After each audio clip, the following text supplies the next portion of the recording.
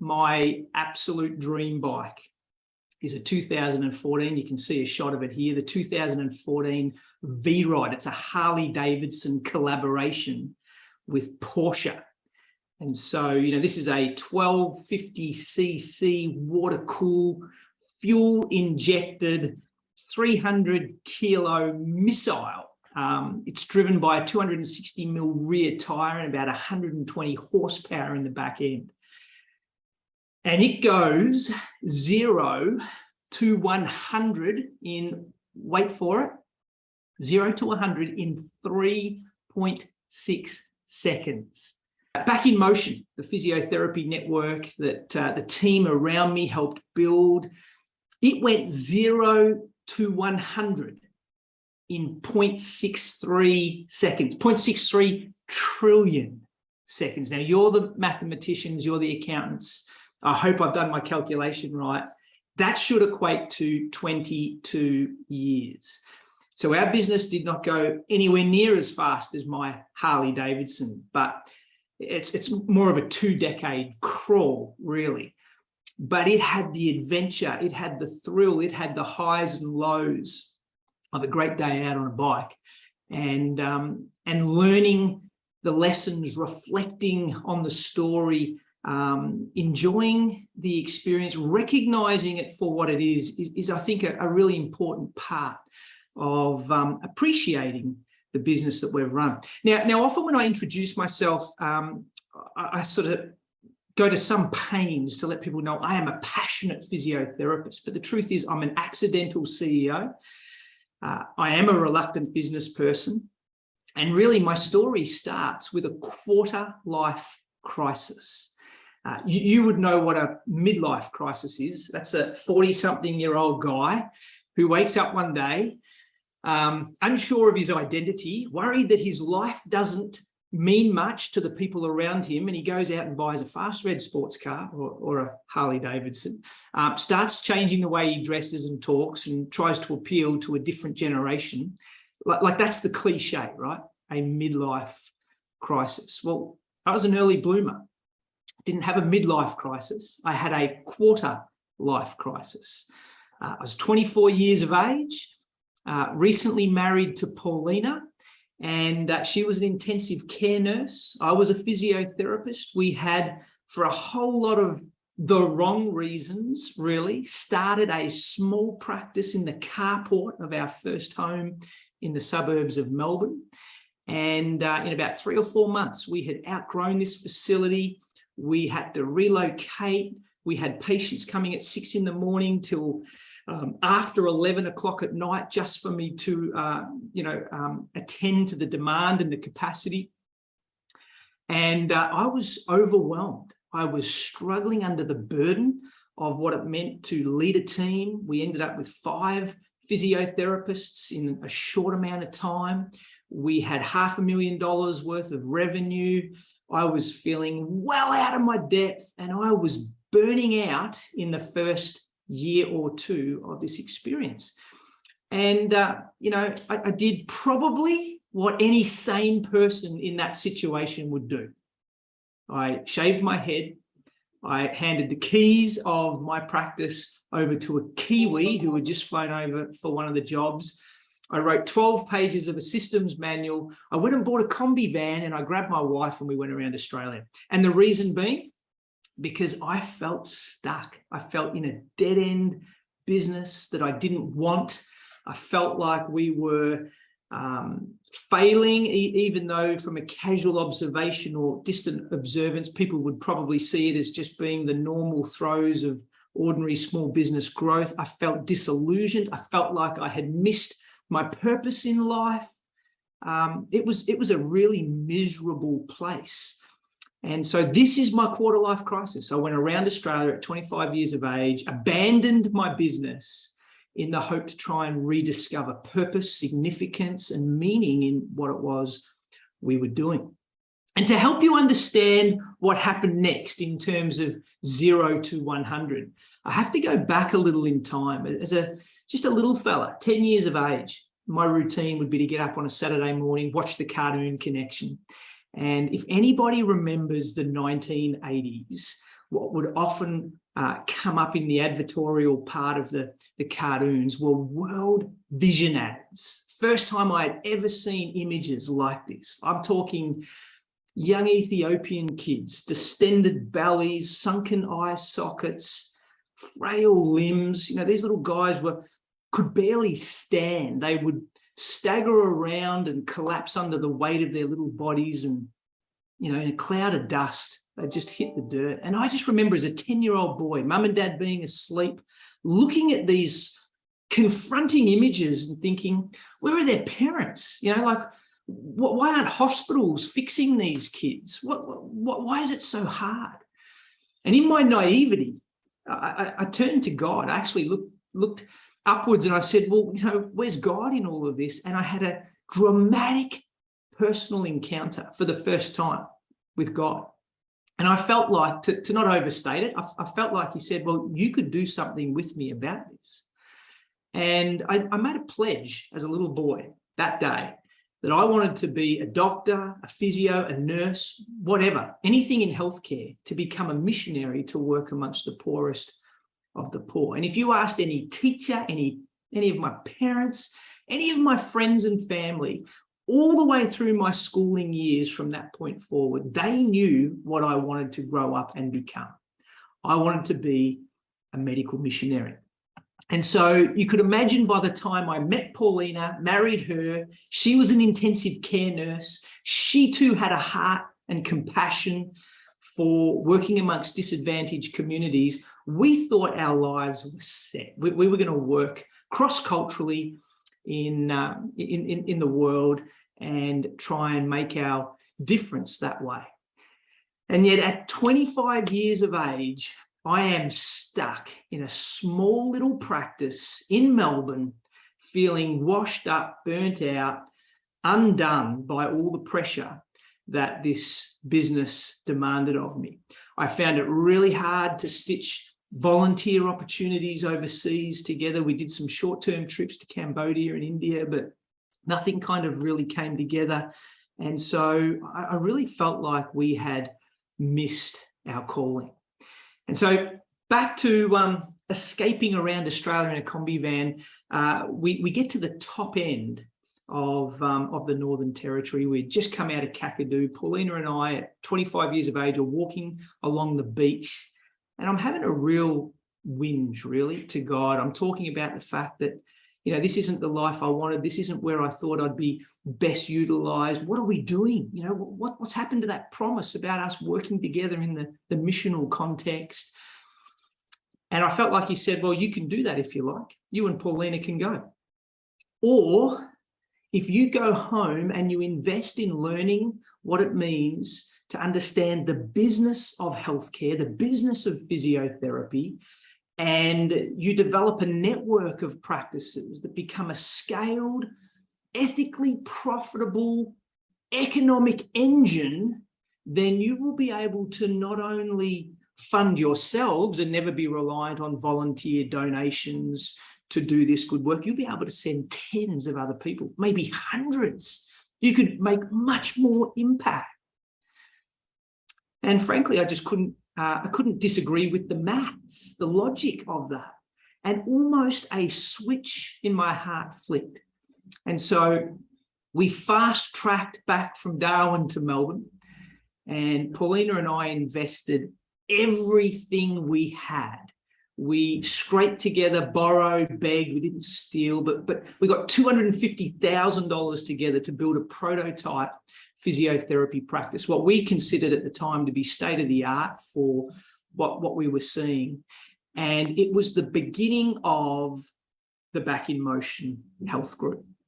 And, you know, we were like the Blues Brothers. We were on a mission from God. Now we understood our business had purpose. We were going to grow this thing. We were going to expand its footprint. We were going to learn what it meant to franchise healthcare, the dirty F word of franchising, so that we could actually build resources and a workforce of volunteers to be able to make an impact in the developing world. And so this really captured our attention.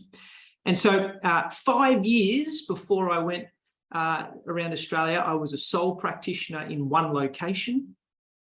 After we got back, we spent 2 years building 6 prototype practices, and the early adopters, those test case franchisees who joined us early in the days were really employees with management responsibilities and a bit of equity share, but we're kind of just getting proof of concept.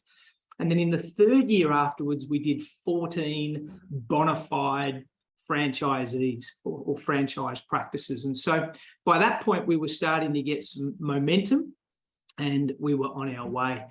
And it's funny, because a lot of people, when I talk to them about our story and they hear or perceive things about Back in Motion, they think, wow, what an entrepreneur to have started, to have had such foresight to have built that, when the truth is, I can barely spell the word entrepreneur, let alone understand what it really means or requires of somebody. I think we were just so consumed with a sense of purpose that we just did what we intuitively and instinctively needed to do.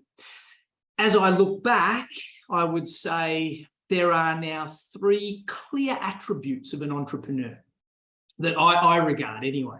And you might not read this in a book, or it might not be pop culture to say this, but I think there's 3 C's of an entrepreneur. And the first one is conviction.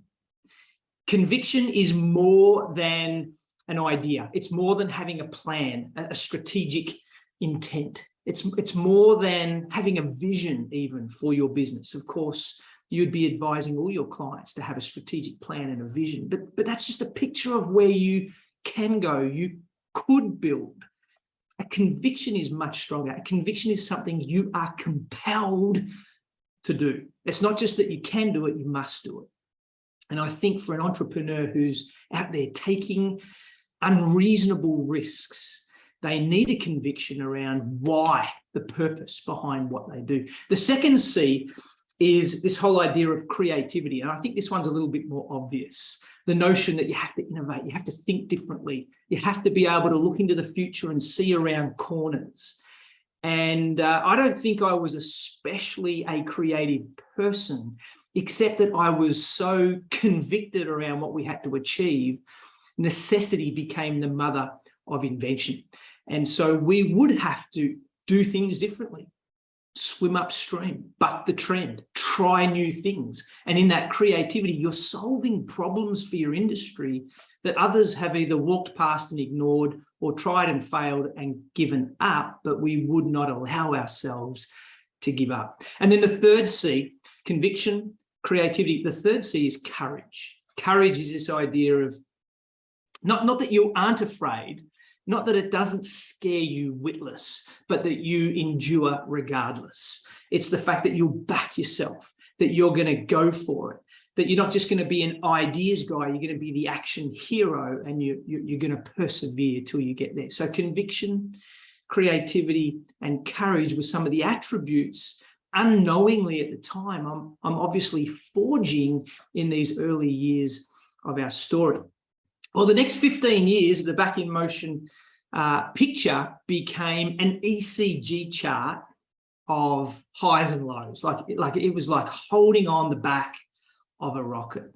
We would, from one day to the next, be facing any number of challenges. We had practices burgled, we had IT servers blow up and lose all our patient data. We had problematic franchisees who wanted to come up against us. We had the ACCC telling us we were anti-competitive. We had peak bodies and universities telling their students don't work for Back in Motion because they're commoditizing and commercializing healthcare. And that was all before morning tea on a Tuesday morning. But then we had other breakthroughs and great thrills in the story. You know, we had lots of good media. We had year-on-year record growth. We were having patient testimonials telling us the type of care we were giving was giving them the progress they're looking for. We had some R&D that was meaning we were innovating the way physiotherapy was being delivered. And, you know, you just got to have a stoic posture as you think about what it takes to grow something from a seed promise into a full mature business. We got to the point in about 2013 where we had 40 practices, and those 40 practices generated about $25 million of revenue. And I thought we were just about capped out. Like, this is about as big as I can handle.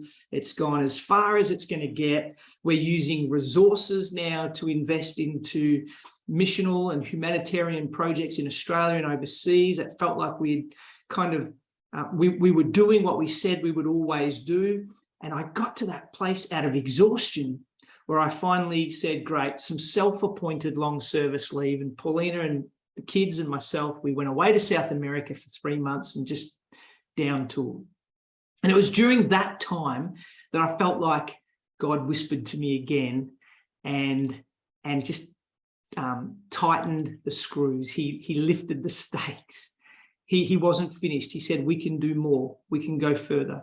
There are people we can still help. And he gave me this insight that we should double our network in 3 years. Now, it had taken us 15 to build 40 practices. I now felt like he was setting the mandate to get to 100 practices in 3 years. When I came back into the business after that trip, full of enthusiasm and determination, you could imagine the team around me didn't quite see it the same way.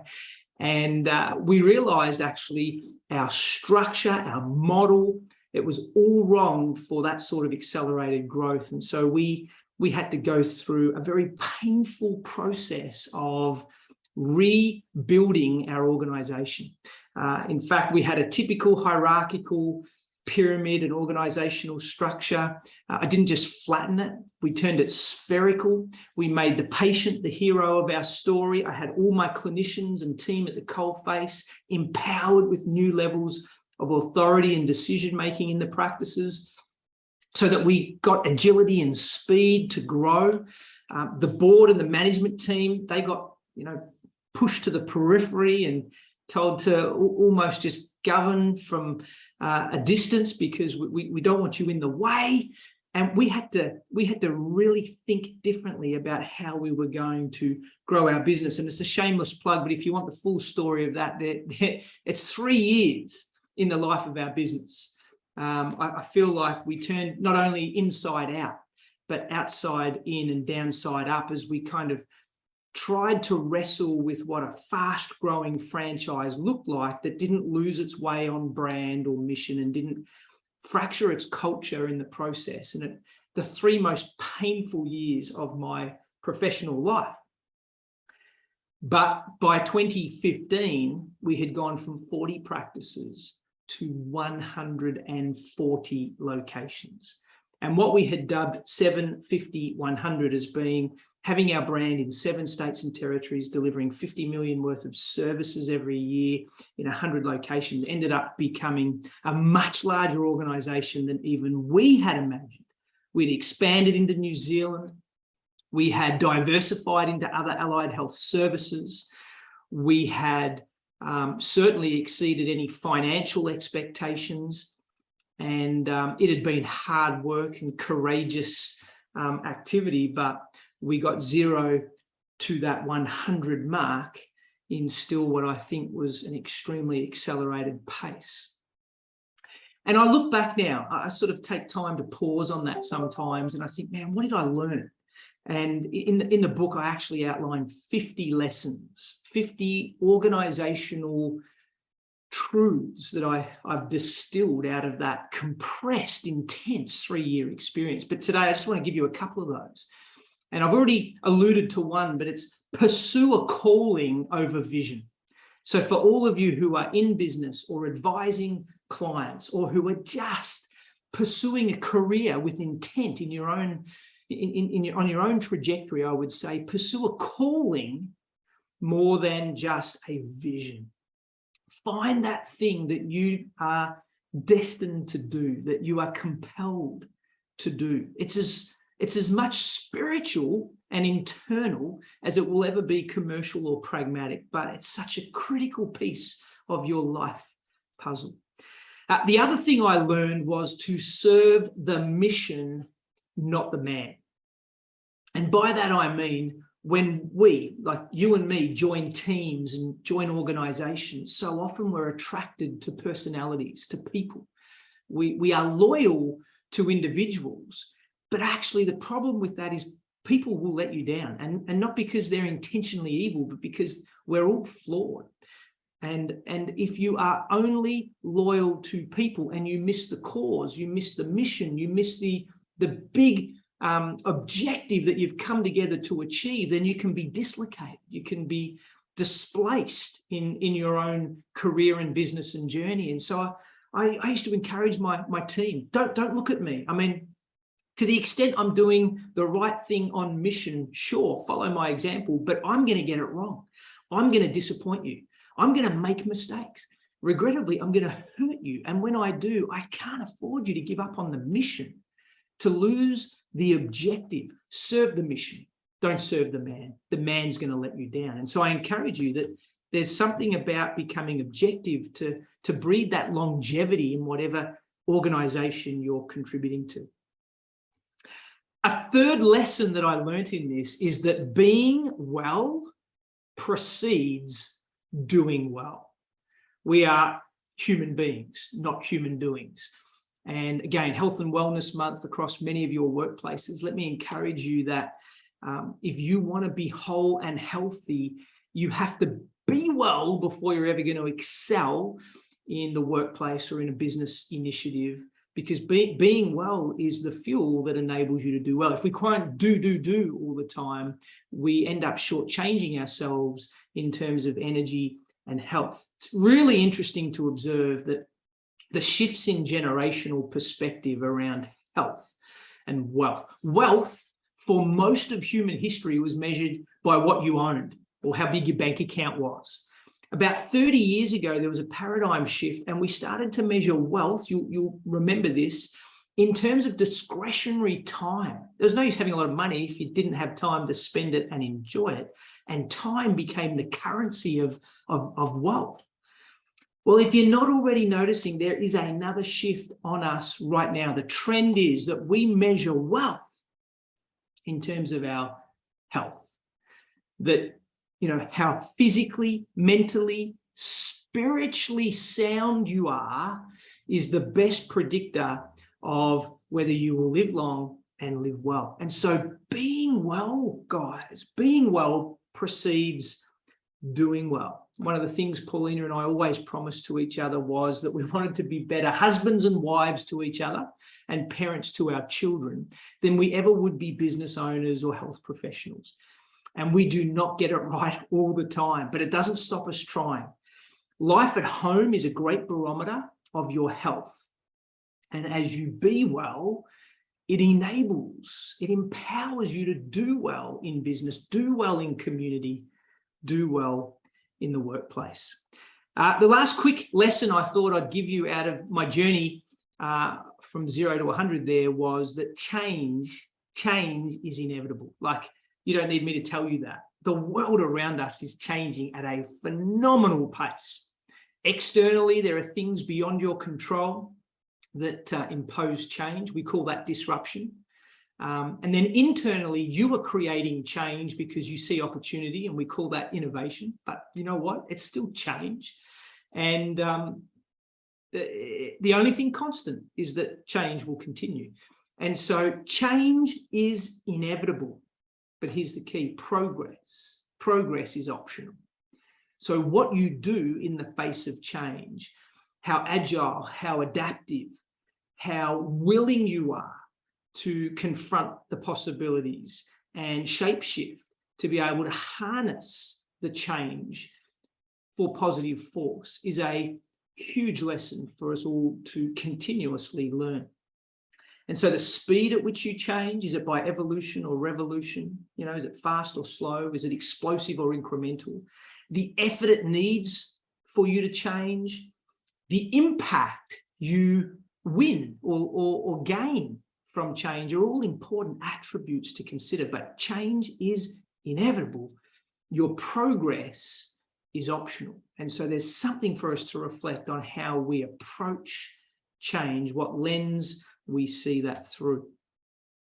To kind of fast track and catch you up to where we are today, we got to 140 practices and then the pandemic hit. And I know that all of you have endured something in the last 2 or 2.5 years. The amount of disruption the world faced, you would have seen clients who would have really suffered, and at an individual level, I mean, I want to be sensitive to that. There'd be families and maybe yourself who have endured some real hardship. Well, we got disrupted. We got interrupted. Our business became very complex. We had regulations and protocols in different states of Australia and New Zealand that we were trying to adapt and comply with. And at one point, we had over 250 staff stood down before we were in a position to be able to employ them all back again. But between all the lockdowns and slowdowns, over that 2.5-year period, we grew 25% as a network. We were launching new practices during that period. We were adding more staff. We were one of the core services that you could leave home for. And so even though it was messy and complex, overall, we had continued growth during that period, which really brought around or brought to the fore lots of conversations about what were we going to do next as an organization. And so we commissioned PwC and KPMG, some of you are on the call, to run a structured process to explore, are there businesses that we can buy?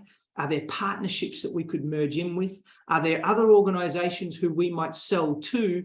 Let's look at the whole landscape of possibilities to see how could we grow to have more impact in the communities that we serve. Cut a long story short, after 6 months of that process, we had 93 expressions of interest, which if you are in the M&A space, you know that is an overwhelmingly big number to process. We eventually drilled down and agreed with our leading party of that mix, to merge with their business in October 2021. So the Back in Motion Health Group effectively got defranchised. We became a wholly owned, corporatized subsidiary. We were listed on the ASX through the parent healthcare company that we merged with. And I've spent the last 6 to 9 months helping transition the business into that new rhythm, as we are now part of a network of much broader services, over 300 practices, 2,500 staff, and we're treating 30% of the Australian population with an expectation to do a whole lot more in the time to come. And so it's been a really fast-paced, radical ride. And I get to this point and I sit back and I just think and I reflect. I use some of my time to, try and unpack what it really means to be a successful entrepreneur or a successful brand or business. And most people want you to think you've got to be the biggest, you've got to be the best, you've got to be the richest, you've got to be the most popular, that these are all definitions of success. And I think I disagree with all that. You know, some people say, actually, just be the last man or woman standing, just get to the end, outlast, outplay, outwit, and you'll be successful. But actually, I think, you know, in the last couple of months even, I've really reconciled for myself that a greater definition of success is that you do with excellence that thing that you were called to do, that thing that you were meant to do. And I felt like God spoke to me very clearly as a 10-year-old. I felt like he spoke to me again in my quarter-life crisis as a 25-year-old. I felt like he reminded me of what mission and assignment he had given me when I was on my long service leave in 2013. And really, I only had one thing to do what he asked me to do. And I know there's a lot of world views on philosophy and religion and all the ways we try and process the complexity of the human experience. But I'm just going to be candid and tell you, for me, I have a strong and solid conviction that Jesus is who he said he is. He's not just a good man and a moral teacher, but if I was keeping it as simple as possible, he made us, he loved us, he died on the cross for us, And he really does have a purpose for us. And for me, that has been a foundational bedrock for the journey of the business and the role Paulina and I have played in it. And if that just creates curiosity in your mind, like if that's just unusual to hear, if it kind of, I don't know, provokes you to want to learn or know more, I encourage you, like, respond to that. Ask some questions of me today or on another occasion. Follow up with Third Space. Talk to whoever invited you to the session today. Be curious.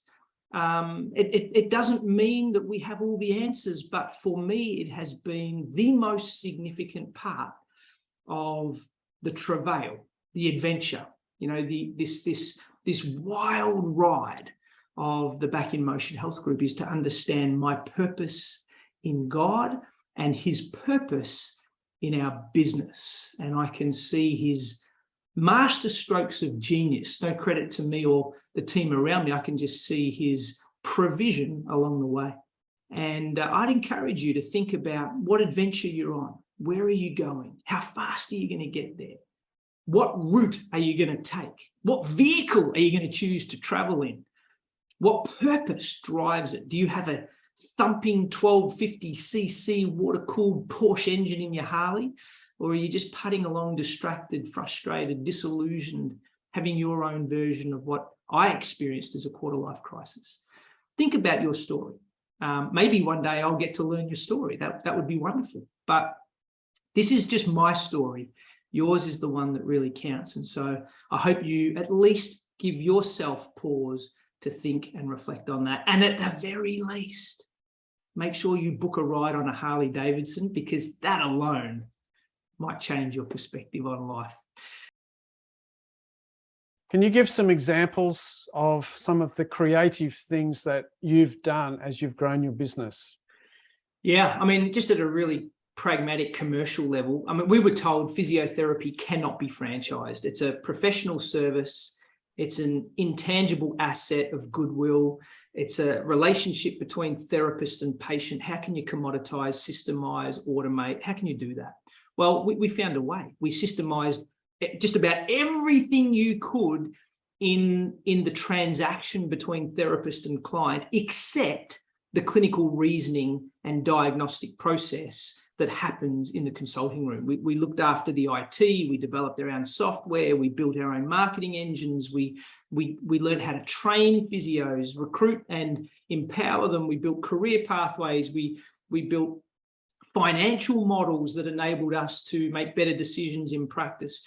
All of that is creative problem solving for an otherwise industry that thought it had no relevance. For the patient, we introduced care pathways. We developed some technologies for clinical care. We introduced a 24-hour, 7-day-a-week injury advice line. Nobody had ever done that before. We launched free services, free triage services, so that people could actually learn what physios did before they actually, you know, took the risk and paid cash. I mean, this is all creativity in a commercial context. Yep. Okay. So there's lots. Yeah, lots of stuff there. You talked about one of the lessons is being well will lead to doing well. What are some things you've done in your personal life to be well? Yeah. So I violated a lot of the principles I now strongly believe in. So sleep is a really big one. You want to be well, you need to prioritize sleep. I actually worked 8 days a week, like literally would not go to bed on a Tuesday night, because I found that 8th proverbial day by working all the way through. I don't recommend it. It comes at a huge cost, physically, emotionally, and spiritually. So sleep is an example of one of the things I now prioritize. Yes, nutrition. Yes, activity and exercise. Yes, thinking carefully about your relationships and making sure you're communicating and managing expectations. Really important parts of health and wellness. But it's a massive topic. So whoever asked that, I would just simply say, you are body, soul, and spirit. If you ignore any one dimension, you're in trouble. It's how God built us. If we don't follow the instruction manual, it will come unstuck. And I reckon Third Space probably has lots of great resources that you might be able to be introduced to around what it means to be whole and holistically well.